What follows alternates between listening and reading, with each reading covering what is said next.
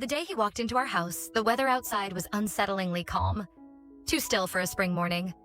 The kind of silence that sits heavy on your chest, as if it knows something you don't.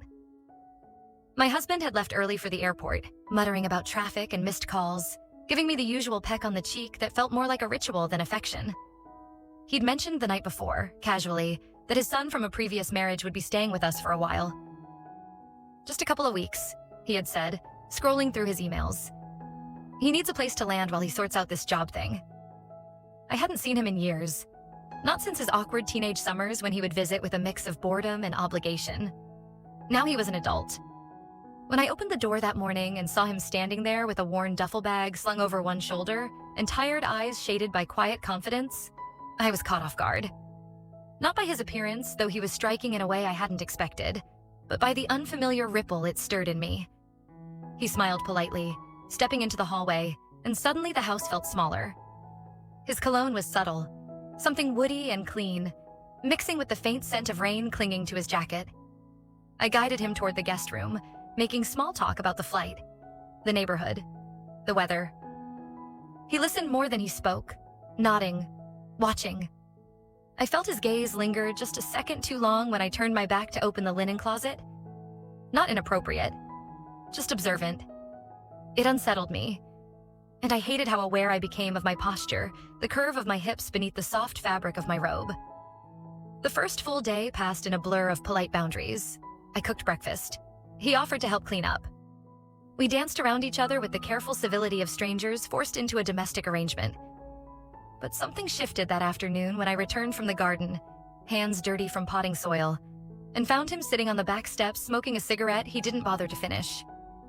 He looked up and smiled, and it was the kind of smile that doesn't ask for anything, just acknowledges a shared space.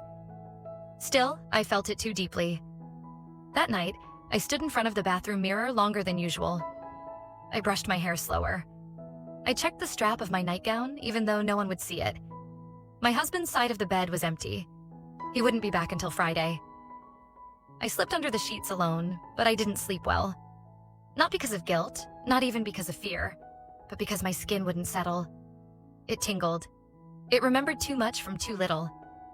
The next morning, I woke early and moved quietly through the kitchen, still in my robe, the one with the loose tie that always seemed to shift open no matter how often I adjusted it. I hadn't expected him to be up, but there he was, barefoot, leaning against the counter, drinking water from a glass like he belonged here. He looked at me and said, "You always up this early?" And I said yes, though that wasn't true. We spent the morning avoiding real conversation. He stayed mostly in his room. I wandered between tasks that didn't need doing. But sometime in the afternoon, as I was folding laundry in the guest room, his room, he walked in. I turned, startled, holding one of his shirts, and he said, "Sorry. Didn't mean to sneak up on you." He didn't leave. I didn't ask him to. He sat on the edge of the bed, watching me quietly. The room felt too warm. The air changed. I tried to ignore the way his presence changed my breathing, but my body betrayed me. Subtle, involuntary reactions. My fingers tightening around fabric, the back of my neck flushing for no reason. "What do you do when you're not being a perfect wife?" he asked, smiling like it was a joke. "I'm not perfect," I said too quickly. He tilted his head. "No, but you try hard. Doesn't that get exhausting?" I folded the shirt in my hands too neatly. "What about you? You always this curious?" He leaned back slightly, looking up at the ceiling like he might laugh, but didn't. "Only when I feel like there's something worth figuring out." There was a pause between us. Not empty, not awkward. Heavy with questions neither of us wanted to answer yet. He stood up finally, brushed past me as he left the room, and I was left with the smell of his skin on the cotton in my hands. Later that evening, I passed by the living room. He was watching something muted on TV, sprawled on the couch with a blanket thrown over his lap. I stopped in the hallway, unnoticed, and watched the side of his face, lit faintly by the blue flicker of the screen. I should have gone upstairs. I should have done so many things differently. Instead, I went to bed with my body humming again, my skin sensitive to the memory of nothing at all. Just glances, silence, proximity. And yet I knew something had begun. Not something romantic, not yet, but something physical, visceral, inescapably alive. I didn't want to admit that I was looking forward to seeing him at breakfast, and I didn't want to wonder whether he felt the same. But I did. The next morning, I chose a different robe. Silk, pale blue, one I hadn't worn in months. It clung differently, whispered with every movement. Not revealing, but honest. I didn't tell myself why I reached for it. I didn't need to. The fabric knew. My reflection knew. My body, quiet for too long, responded like it remembered something I had tried to forget. He was already in the kitchen when I came downstairs, barefoot again, standing by the window with a cup of coffee in one hand and his phone in the other. The light through the curtains framed him in gold, and for a moment I thought he looked too young to make me feel this way. But he wasn't. He wasn't a boy. Not anymore. He turned when he heard me, eyes flicking briefly to the neckline of my robe, then back to my face. Nothing was said, but something passed between us. An acknowledgement. A shift. A current neither of us tried to interrupt. I moved around the kitchen like always, poured water, measured coffee, opened the fridge without thought. But every motion felt slower, like the air had thickened. I reached for the top shelf, the silk stretching against my hips as I did. His voice broke the silence. "You always dress like this in the morning?" His tone was light, almost teasing, but I caught the hesitation behind it. I smiled without turning around. "Not always. Only when I feel like myself." He didn't answer, but when I turned, his gaze was steady, thoughtful. He took a sip of coffee, then asked if I wanted to go to the store with him. He needed a few things. Basic, everyday items. I said yes before thinking, and for some reason, the answer felt weighty. In the car, the silence was more comfortable. He drove with one hand resting casually on the steering wheel, glancing at me now and then. I kept my window slightly cracked, the wind lifting strands of my hair, giving me something to do with my fingers. At the store, we moved separately through the aisles, sometimes crossing paths. I handed him a jar from a top shelf. He brushed my hand when he took it. No apology, no hurry. Just skin against skin, warm and dry and completely deliberate. My breath caught, just slightly, but I didn't pull away. On the drive back, he put on music, something mellow, unfamiliar. I asked about it, and he talked about a band he used to listen to in college, how they reminded him of long drives and too much red wine. He looked at me for a second longer than necessary at a red light and said, "You don't look like someone who listens to music loudly." "Maybe I used to," I said. "Maybe I forgot." "You should remember." It wasn't flirtation. It wasn't a suggestion. It was something gentler and more dangerous. Permission. I should have changed when we got home. I should have gone upstairs, retreated into routine. Instead, I lingered in the kitchen, washing fruit, slicing it slowly while he unpacked the bags. He stood behind me, close enough to feel, not close enough to touch. The air between us trembled. I turned to hand him a container, and something in the motion, too quick, too careless, made me stumble. He reached out, steadying my elbow. I looked up. That's when it happened. It wasn't sudden. It wasn't impulsive. It was like a question that had been hanging in the air finally answered itself. He kissed me. His hand still on my arm, his eyes barely searching mine before his mouth met mine. Soft, restrained, almost reverent. There was no urgency, no violence, just the trembling hush of a moment we both knew would come. I didn't pull away. His lips were warm, his breath steady. And in the middle of that quiet kitchen, with the hum of the refrigerator the only sound between us, my body said yes long before my mind could catch up. When he stepped back, I didn't look away. Neither did he, but neither of us spoke. He left the kitchen without a word, walked out the back door into the yard, disappearing around the corner of the house. I stood there, alone, my fingers still curled loosely around the edge of the counter, like I needed to hold on to something solid. My heartbeat was everywhere. Ears, throat, chest, fingertips. There was no guilt. Not yet. No shame. Just something fierce and electric moving under my skin, something that had been asleep for too long and was now wide awake. Later, I went upstairs and stood under the shower for a long time, letting the hot water burn against my neck, my shoulders. I tried to breathe the moment out of me, wash it away like steam on a mirror. But it stayed. I looked at myself in the bathroom mirror. wet hair clinging to my cheeks, skin flushed. And for the first time in years, I didn't feel invisible. That night, I couldn't eat. I moved through the house like a ghost, avoiding the living room, the hallways where he might appear. But not because I didn't want to see him, because I wanted to too much. I needed to know if he would try again, if I would let him. At midnight, I heard footsteps outside my door, then silence. He didn't knock. I didn't open it. But I sat up in bed, holding my knees, eyes wide open in the dark, listening for every breath on the other side of the wall. My skin burned where he'd touched me, and part of me didn't want it to stop. I woke late the next morning. The light was already high through the window, casting sharp lines across the bedspread. The room felt too warm, the air too thick. For a long while, I lay there without moving, staring at the ceiling, listening to the muted sounds of the house. The clink of dishes, the creak of a floorboard, his movements. I could tell it was him.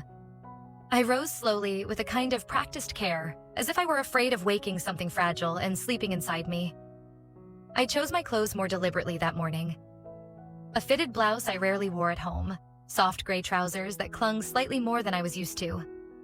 Not provocative, not inappropriate, but considered. I paused longer in front of the mirror, brushing my hair back with my fingers, tucking a strand behind my ear. My lips were bare, but I pressed them together once, thoughtfully, as though checking if they still remembered. Downstairs, the kitchen was empty. A mug sat by the sink, still warm. I touched it without thinking, letting the ceramic heat seep into my palm. I poured coffee and sat by the window, pretending to read, but I wasn't really seeing the words. My mind was somewhere between yesterday's silence and today's noise, because everything felt louder now. Every step, every glance, every second spent in the same space as him. He came back from his run around noon, damp from rain that had started while he was out. I was folding laundry in the living room, the TV on low in the background, not watching. I heard the door click, the sound of wet shoes on the mat. Then footsteps. And then him, appearing at the edge of the doorway, his shirt clinging slightly to his skin, the dark fabric emphasizing the shape of his shoulders. A towel draped over his neck. His hair messy, curls sticking slightly to his forehead. Our eyes met for no more than a second, but it was enough to undo the thread of logic I'd been trying to keep tight all morning. "You got caught in the rain," I said, surprised by how even my voice sounded. He smiled faintly. "Didn't see it coming." "Do you want a dry shirt?" I asked, already setting down the fabric in my hands. He didn't answer immediately, just looked at me like he was thinking about something else entirely. Then he nodded. I didn't go to his room.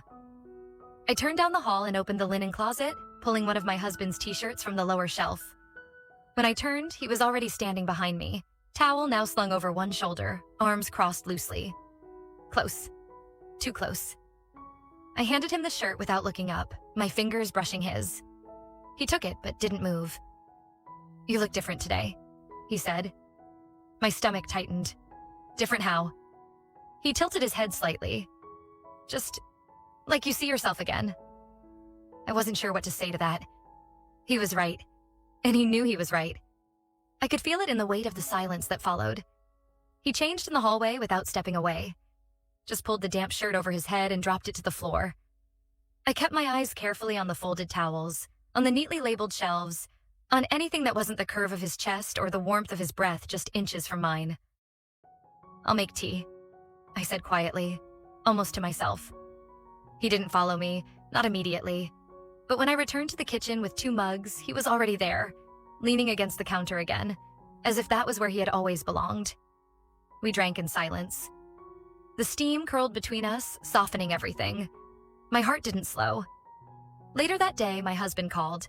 I answered in the hallway. We talked about his meetings, his hotel room, the weather in the city. He asked how things were at home. I said fine. He said he'd be back late tomorrow instead of Friday. "I miss you," he added, almost as an afterthought. "I know," I replied. And I did. But I also knew it didn't change anything. After the call, I found myself staring at the photos on the wall in the stairwell. Old trips, smiles, moments frozen in time when I still believed that love was a set of routines done well, that it was enough. I passed his room on the way back to mine and hesitated. The door was slightly ajar. Inside, the sound of quiet music played from his phone. He was lying on the bed, one arm bent behind his head, eyes closed. Peaceful, young, but not harmless. I watched him for a moment too long before retreating to my room and closing the door behind me. That night, my husband called again. I let it ring. I lay in bed, the room dark, the air too still again. My body remembered the touch of a hand that had steadied me, and for the first time, I didn't try to forget. The next morning, I woke before the sun had fully risen. A pale gray light slipped through the curtains, softening the room into something half-formed, unreal. I sat on the edge of the bed for a long time, listening to the silence. There was a heaviness inside me. Not guilt, not yet, but something unspoken that wrapped itself around my ribs and refused to let go. I dressed without much thought. A simple fitted dress that felt too formal for the day ahead, but I needed something structured, something that held me in place. Over it, I threw on a cardigan. Thin, soft, almost transparent. I didn't wear a bra. I didn't need to. The cardigan felt just right, covering enough but suggesting everything. A quiet rebellion no one would notice but me. And maybe him. The kitchen was empty again. The same 2 mugs still sat by the sink from yesterday. I picked them up, washed them slowly, one by one, running the sponge in small, careful circles. Every movement felt intentional, controlled. I heard him before I saw him. His footsteps descending the stairs, slower than usual. He paused briefly in the hallway, then stepped into the room with a calm that didn't match the tension stretching between us. He looked like he hadn't slept much. His hair was a little messier, his jaw slightly shadowed. He wore a plain black t-shirt and jeans, barefoot as always. I wondered if it was a choice or a habit. "Morning," he said, his voice low, hoarse from sleep. I nodded. "Coffee?" He shrugged but walked toward me anyway. I poured 2 cups. We stood there side by side at the counter, not touching, not looking. The silence between us was thick, not uncomfortable, just full. Like everything we weren't saying had taken shape and settled between our bodies. I moved to the stove, started preparing breakfast without asking what he wanted. I didn't care. It wasn't about food. It was about doing something with my hands, about not letting the weight in my chest take over. He stepped behind me to reach for a plate from the cupboard. I felt his body so close it sent a current up my spine. His arm brushed mine. Casual, deliberate. I didn't move. "You always this quiet in the morning?" he asked. "Only when I'm trying not to think." "What are you trying not to think about?" The question was light, almost playful, but I could feel the crack beneath it. He was pushing, softly, gently, but pushing nonetheless. "Things I shouldn't," I said, turning toward him. Our eyes met, and there, in that one long second, everything was too real. He looked away first, picked up the plate. Fair enough. We ate at the kitchen table in silence, each of us chewing slower than usual, as though the act itself required more attention than it ever had before. I tried to focus on the taste, the texture, the warmth of the coffee sliding down my throat, but I couldn't. My thoughts kept looping back, to his mouth, to how it had felt on mine, to how easy it would be to let it happen again. After breakfast, I escaped to the living room under the guise of tidying up. I moved pillows that didn't need moving, wiped down a coffee table that was already clean. He followed me eventually, standing in the doorway like he wasn't sure whether to speak. "You doing anything later?" he asked. "Why?" "I thought maybe you'd want to get out of the house." I turned to him. "Go where?" He shrugged. "Anywhere, doesn't matter, just fresh air, change of scenery." It wasn't just about air. We both knew it. It was about space, about the illusion of normalcy, about pretending there was nothing dangerous about being alone together somewhere beyond the walls that had watched too much. I agreed before I let myself think too hard. "All right, a walk maybe, or coffee." He smiled, just slightly. "I'll drive." We didn't leave until early afternoon. The rain had passed, leaving behind that kind of stillness only spring knows. The car ride was quiet. He played music again. Something older, slower. We passed through residential streets, then out onto wider roads lined with trees just starting to bloom. I watched them blur by, my fingers resting on my lap, tightly interlocked. He pulled into a small parking lot beside a narrow trail, the kind people used for weekend jogs or dog walks. It was empty. We walked in silence for a while, side by side, the only sound the crunch of gravel beneath our shoes and the occasional rustle of wind in the trees. He didn't look at me. I didn't look at him. But the space between us pulsed. After a while, he stopped by a wooden bench, sat down. I remained standing, staring at the path ahead like it held an answer I hadn't yet earned. He leaned back, arms resting on the top of the bench, eyes up at the sky. "You don't talk much." "I talk when I have something to say." He looked at me then, really looked. "Do you want to say something?" I hesitated. "I want to know what you think you're doing." He smiled faintly. "I think I'm sitting on a bench, talking to a woman who's pretending not to want the same things I do." I blinked. Not because it shocked me, but because it didn't. Because he was right. And because hearing it aloud stripped something bare. "That's not fair," I said quietly. But it's honest." I sat beside him, not touching, not close, but near enough to feel the pull between our shoulders. "I'm married," I said, the words sounding thinner than I'd meant them to. "You think I don't know that?" I didn't answer. We sat in silence for a long time. Then I stood up. "Let's go." He followed without question.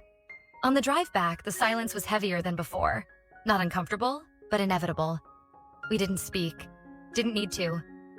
When we got home, I went straight upstairs, stripped off my dress, stood in front of the mirror in nothing but the cardigan.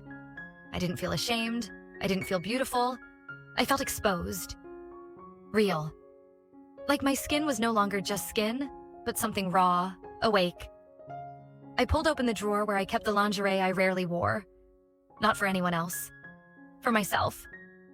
I touched the lace of a dark red set I hadn't looked at in years. My fingers trembled slightly. I didn't put it on. Not yet. But I knew I would. Soon. Downstairs, I heard his footsteps. Slow. Heavy. I didn't go to him. But I didn't want him to stop walking. The next day began with a strange sense of stillness. Not the kind that invites peace, but one that presses against the skin like the air before a storm. The house was unusually quiet. Like it, too, was holding its breath. My husband had left earlier than expected, a sudden change in his schedule. Something about a meeting that had been moved up. He kissed me quickly before walking out the door, already speaking into his phone as he closed it behind him. I watched from the window as his car disappeared down the street. I didn't feel relief. I didn't feel guilt either. Just the deep, weighted awareness that nothing in my body responded to his departure. No longing, no missing. Just space, opening up around me like an invitation I didn't yet have the courage to accept. He, my stepson, was still asleep, or at least pretending to be. His door was shut, and I didn't knock. I moved through the morning with quiet restraint, cleaning surfaces that didn't need cleaning, adjusting picture frames by a millimeter, folding and refolding towels that had already been folded. I was delaying something, anticipating something. I could feel it in my spine. By noon, he was up, dressed, and sitting at the kitchen table with a glass of orange juice and an unread newspaper in front of him. I poured myself coffee, pretending not to look at him, but every inch of me was aware of his presence, his silence, the way he didn't look away when I finally met his gaze. "I was thinking," I said carefully, "about going to that antiques place, the one off the highway." He blinked once, surprised but not confused. "Today? Why not? You said you were bored. Come with me."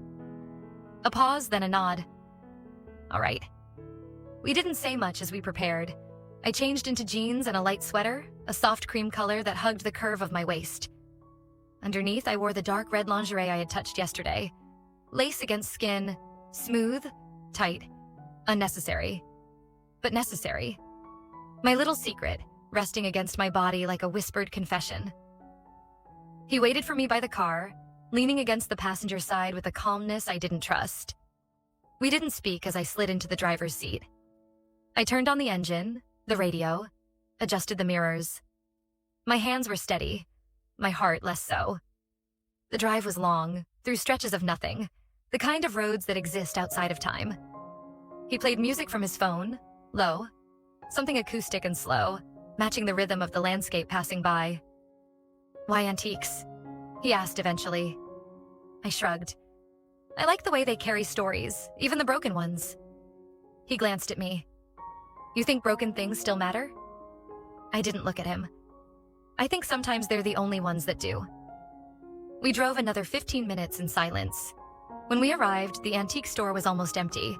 Rows of aging furniture, dusty chandeliers, shelves crowded with glassware and forgotten porcelain. I wandered with intention, trailing fingers across wood and brass, letting the silence between us grow thick and electric. He followed. Not too close, not too far. I could feel him watching me, though I never turned to look. In a far corner, I found a small vanity table with a cracked mirror. I bent to inspect one of the drawers, and I heard him step behind me. His presence settled over me like a shadow. My fingers trembled slightly on the brass handle. You'd look good in front of that, he said quietly. I stood slowly, turning to face him. You think so? He didn't answer. His gaze moved slowly across my face, down to my collarbone, pausing at the way my sweater clung to the curve beneath my chest. When his eyes met mine again, something passed between us. Impossible to name, but undeniable. We left without buying anything. On the drive back, the silence wasn't calm. It buzzed, alive with what hadn't yet happened. I'm tired, I said, just before we hit the turnoff to home. You want to stop somewhere? I glanced at him. There's a place, a motel, by the trees. I remember it. He didn't ask why. He just nodded. We pulled into the gravel lot of a modest roadside motel, the kind that hadn't been updated in years but wasn't quite run down. I walked inside first, asking for a room with 2 keys. I didn't stutter. I didn't look back at him. The woman behind the counter gave me a knowing glance I ignored.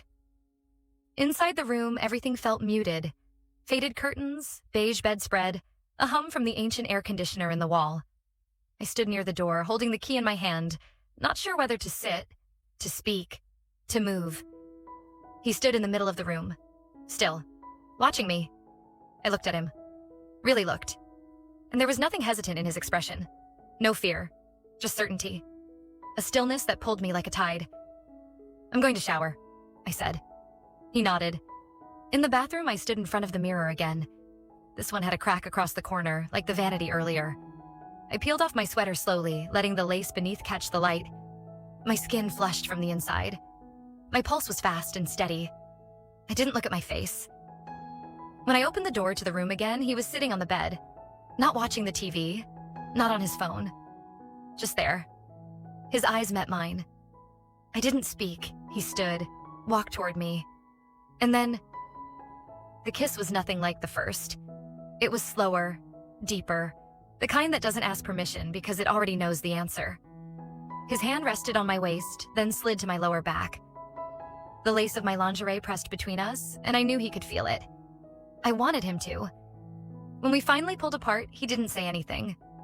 Neither did I. We sat on the edge of the bed, our breathing still uneven. He leaned back, legs stretched out, head against the wall.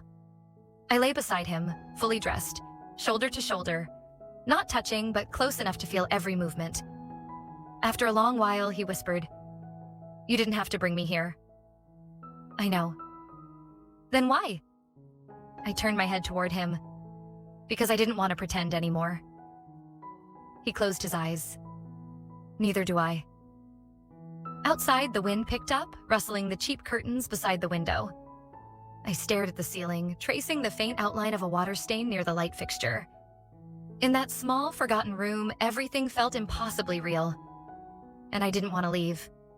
When I returned home, he was downstairs, sitting on the couch in the exact way I'd seen him that first night. One leg over the other, eyes on the muted television, posture too relaxed to be comfortable. I stood in the doorway for a long second, watching him from behind the wall, unnoticed. The light from the screen painted soft shadows across his face, but his eyes weren't watching the images. He wasn't really there. I stepped into the room quietly, but not trying to hide my presence. He glanced at me, then back at the screen, as though I were just another part of the house. A clock ticking, a creak in the floorboard, nothing to question. "Did you get everything?" he asked, his voice even, unreadable. "Yes," I said. My voice sounded unfamiliar in the silence between us. I set the bag on the kitchen counter, though it was mostly empty. I hadn't gone to the store. I hadn't even tried. I moved slowly around the room, tidying things that didn't need tidying. I didn't look at him, but I felt his eyes following me. Not every second, but enough. Finally, I turned to face him. "You didn't say anything." He blinked once. "About what?" I stared at him, waiting. He didn't move. He didn't blink again. "About yesterday," I said. The word dropped like glass on tile. He sighed softly and leaned forward, elbows on his knees. I didn't know what there was to say. There was a long silence between us. Not empty, not quiet. Just dense with everything we hadn't said in that motel room. Everything we'd allowed to happen, and everything we hadn't yet decided it meant. "I didn't bring you there because I was bored," I said. "And I didn't kiss you because I was confused." "I know," he said. I looked away. "Then why are we pretending nothing happened?" He stood slowly, walked toward the window, pulled the curtain slightly to the side, looked out into the empty street. His voice was low when he spoke again. "Because if we say it out loud, it becomes real. It is real." He turned then, finally looking at me, and there was something in his face I hadn't seen before. Something torn, something conflicted. "I don't want to hurt you," he said. "Or him." "You think I don't?" That silenced him. We stood in the middle of the room, separated by just a few feet, but feeling like opposite sides of a cliff. "I didn't ask for this," I whispered. He walked slowly toward me, stopping just short of touching. Neither did I. And then, for a moment, we stood there, so close I could feel his breath again, the familiar pull that had already undone so much. But he didn't move, and I didn't reach for him. We didn't kiss. Instead, he stepped back. His hands dropped to his sides. He exhaled like he'd been holding something in for hours. "I'm going for a walk," he said. I nodded, watched him leave.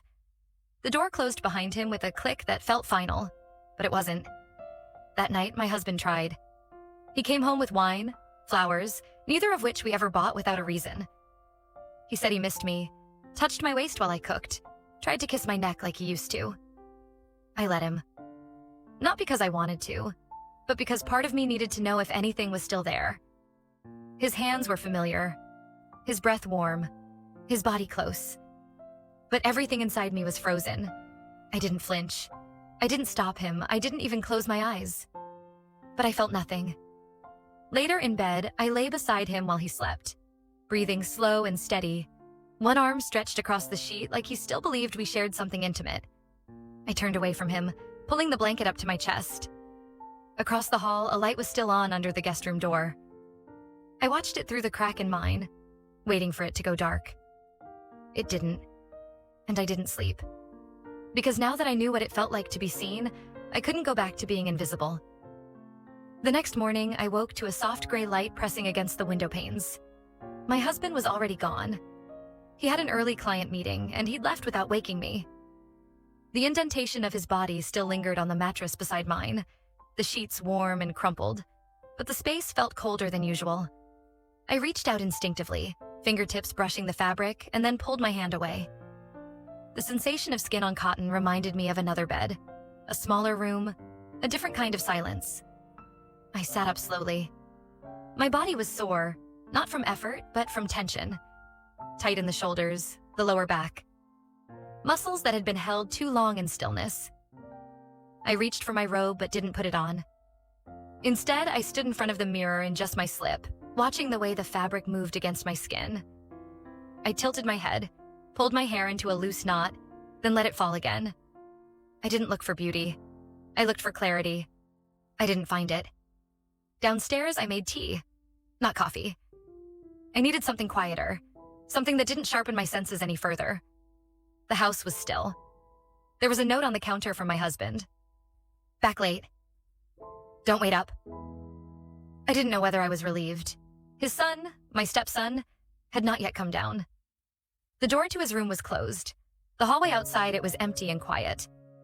I stood at the bottom of the stairs longer than I meant to, mug warming both hands, listening for movement. At noon, I left the house. I told myself it was aimless, that I needed air, but I knew where I was going before I turned the key in the ignition.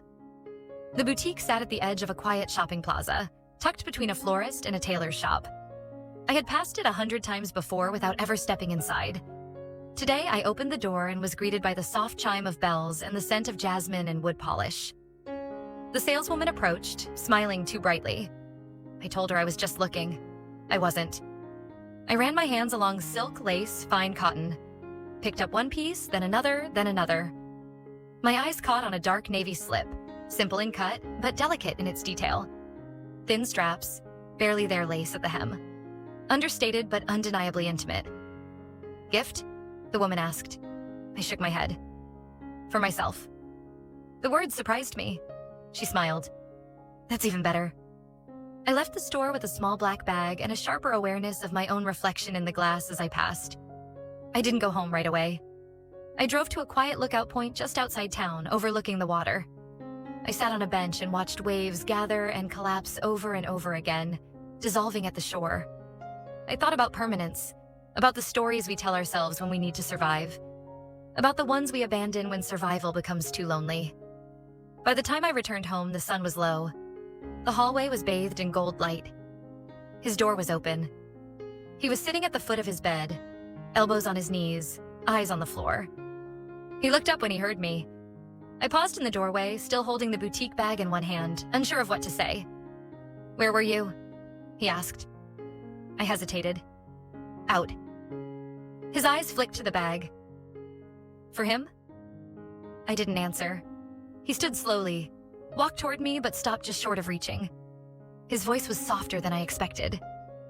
"I don't want to be a mistake you regret." I met his gaze. "You're not a mistake." We stood there, the silence stretching and curling around us like smoke.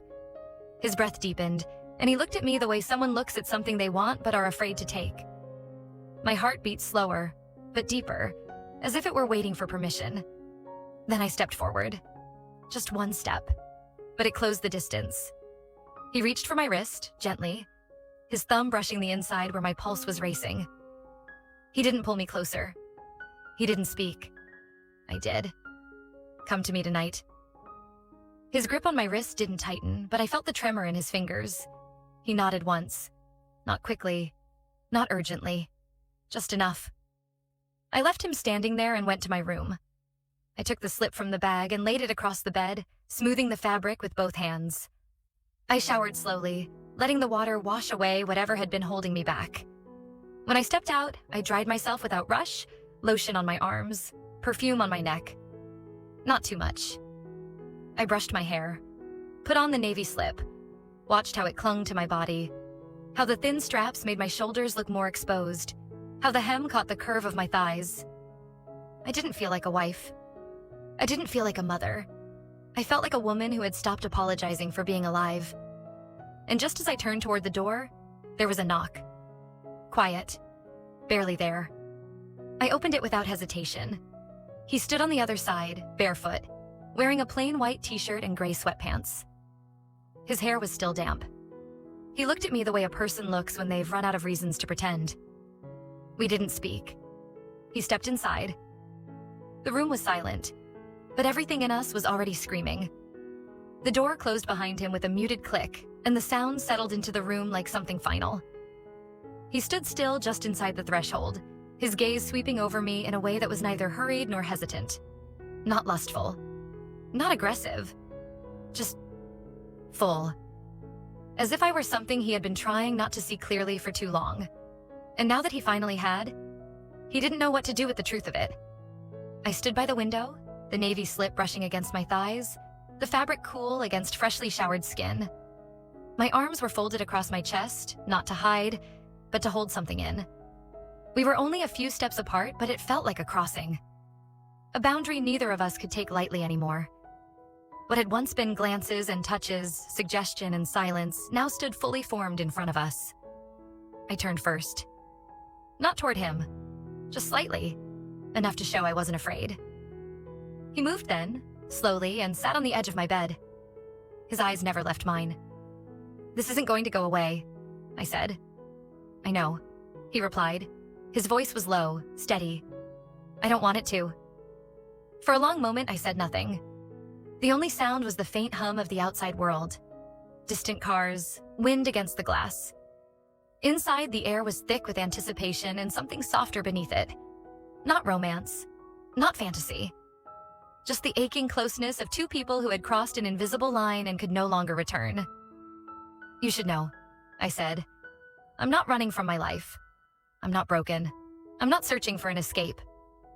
I never thought you were." "Then why?" He looked at his hands, then back at me. "Because you make me feel like I'm not invisible, like I matter." The answer hit me harder than I expected, because it mirrored something inside me, something I hadn't yet admitted, even to myself. The deep, painful longing to be seen, not admired, not wanted, but seen. The way he looked at me, it was different. Not about possession or admiration. It was closer to reverence, and that terrified me. I sat beside him, the edge of the bed creaking softly beneath our weight. Our arms touched, just barely. "I don't know how to be around him anymore," I said after a while. "Your husband." I nodded. "What changed?" "Everything," I whispered. "And nothing." The silence between us thickened, not awkward, not hesitant, just honest. "Have you told him?" he asked. "No." "Will you?" "I don't know yet." He didn't push. He just sat there with me, quiet, letting the weight of everything we weren't saying rest between us. I could feel his warmth, the rhythm of his breath, the way his fingers curled slightly on the bedspread. The restraint in him was visible, almost noble, and it made the ache in my chest deepen. Eventually, he stood. I looked up, startled. "You're leaving?" "Not far." I watched him cross the room, pause at the door. His hand rested on the knob, and for a second, I thought he would turn around, say something. But he didn't. He left. And I sat there in the silence of the room he had just occupied, still wearing the slip, still warm from his nearness, still caught in the echo of what hadn't happened. Downstairs, the front door opened minutes later. My husband's voice called out. Casual, tired. "I'm home." I didn't answer. I changed quickly, pulling a sweater over my head, jeans instead of silk. I folded the slip and tucked it away in the bottom drawer, out of sight but not out of mind. Then I went downstairs. He was in the kitchen pouring a drink. He turned when I entered, smiling faintly. "Did you eat?" "Not yet." I picked up something on the way back.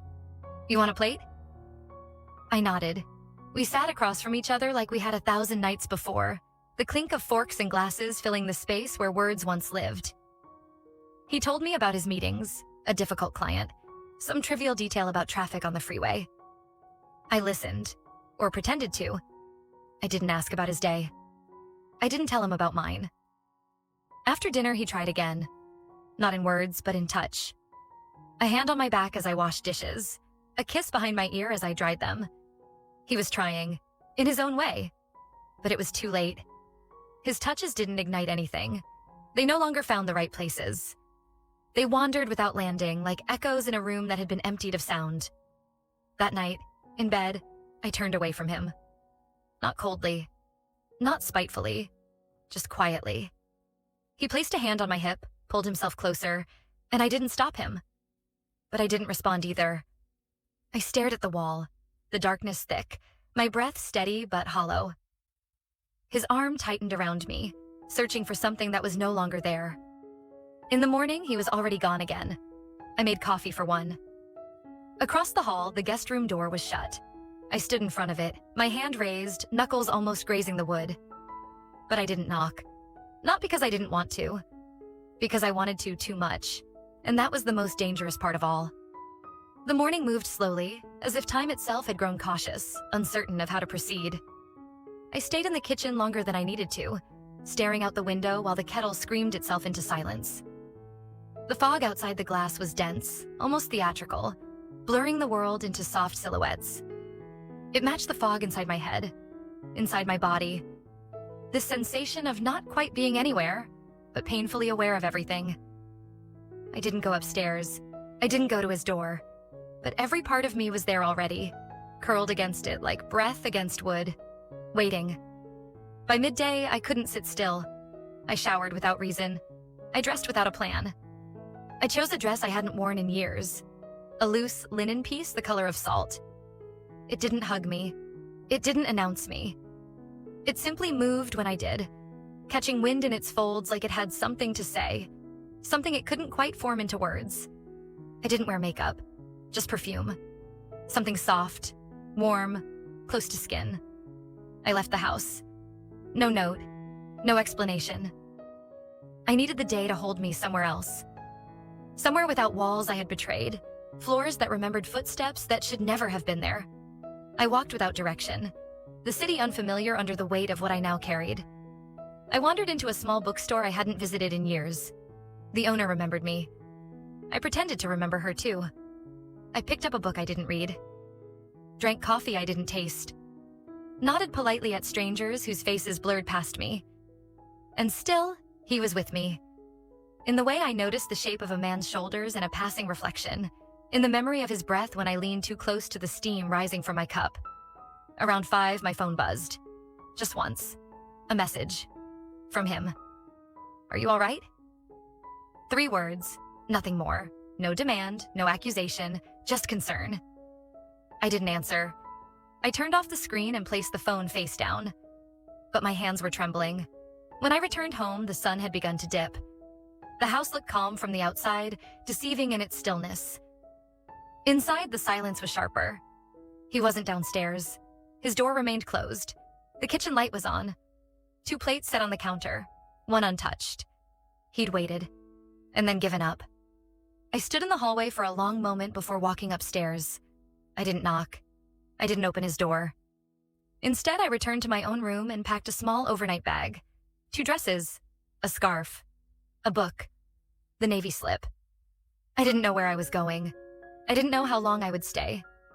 I just knew I couldn't be here tonight.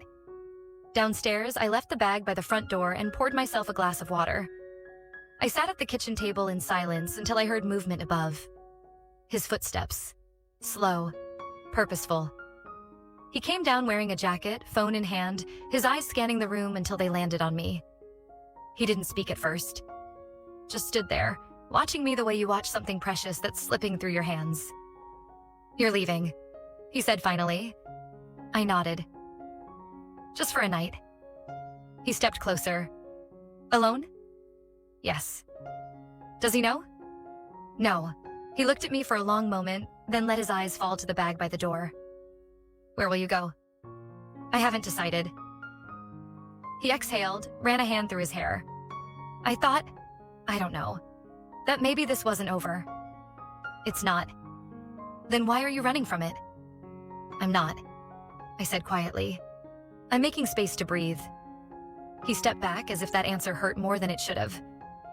I stood, picked up my bag and walked past him to the door. My hand rested on the handle. Then I turned. I never felt alive in my skin until you looked at me like that. He didn't move. I need to know if that version of me exists when I'm alone. Still, he didn't move. So I left. The motel was quiet. The same one. Familiar in its plainness. I chose a different room. One without a memory etched into its walls. I unpacked slowly, methodically, as if the act itself might bring order to the storm inside my chest. I lay on the bed and stared at the ceiling for hours. At some point I cried. Not from pain, not from regret. From the overwhelming realization that I was now someone else, and that I couldn't unknow what I had become. In the morning, I woke before the sun. I dressed without thought. The linen dress again? Simple, honest. I checked out, drove without music, without coffee, without direction. The beach was empty at that hour. Only the gulls and the wind. He was already there, sitting on the same bench we'd once passed on our way to nowhere. He didn't look surprised. He didn't stand. I walked across the sand in silence, the wind pulling at my dress, wrapping it around my legs like a second skin. I sat beside him, not touching, not speaking. For a long time, we just watched the waves. I thought you wouldn't come, he said eventually. I wasn't sure I would. What changed? I didn't want the last thing we shared to be silence. He nodded slowly. I didn't want that either. We sat there, the sea crashing softly in front of us. 2 people who had stepped too far off the path to return to where they began. I don't know what happens next, I said. Neither do I. I looked at him. "You didn't ruin my life," I said, my voice steady. "You gave it back to me." And he turned then, eyes wide, mouth slightly parted like he'd been holding that breath for hours. But still, we didn't touch. We just watched the horizon. And for the first time in a long, long while, I didn't feel like running.